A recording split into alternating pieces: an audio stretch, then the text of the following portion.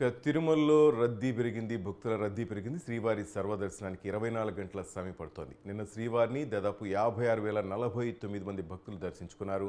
అటు శ్రీవారి హుండీ ఆదాయం 3,97,00,000 వచ్చింది. మొత్తం మీద తిరుమల కొండ మీద భక్తుల సందర్శన ఎక్కువైంది, భక్తుల రద్దీ పెరిగింది. శ్రీవారిని దర్శించుకోవడానికి 24 గంటల సమయం పడుతుంది. నిన్న దాదాపు 60,000 మంది భక్తులు శ్రీవారిని దర్శించుకున్నారు. అటు హుండీ ఆదాయం కూడా దాదాపు 4 కోట్ల రూపాయలు వచ్చింది.